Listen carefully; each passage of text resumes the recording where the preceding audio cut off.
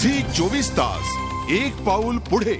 LBT विरोधात नाशिक शहरात आजपासून कपडा व्यापाऱ्यांनी 2 दिवस बंद पुकारलाय। मात्र वस्तुस्थिती वेगळीच आहे। बाजारपेठेत कपड्याची दुकानं सुरू असून झी 24 तासचा कॅमेरा बघताच दुकानदारांनी शटर बंद करायला सुरुवात केली। या सगळ्याचा आढावा घेतलाय आमचे प्रतिनिधी योगेश खरे यांनी।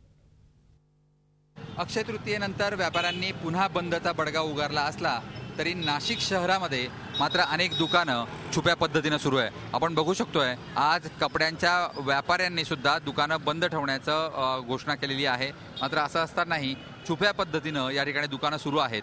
अनेक ठिकाणी बाजारपेठांमध्ये गर्दी मोठ्या प्रमाणामध्ये या ठिकाणी दिसते। शहरामध्ये बाजारपेठेमध्ये मेन रोड हा परिसर मुख्यतः आहे, मात्र त्या ठिकाणी सुद्धा गर्दी आपल्याला दिसून येते। आपण बघू शकतोय की आता आमच्या दणक्यानंच ही दुकानं बंद केली जात आहेत। कॅमेरा बघून ही सगळी दुकानं बंद होत आहेत आणि एकूणच व्यापाऱ्यांचा संप हा केवळ दिखाव्यापुरता आहे।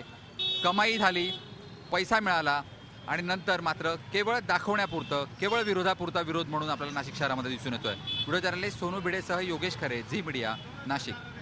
झी 24 तास एक पाऊल पुढे।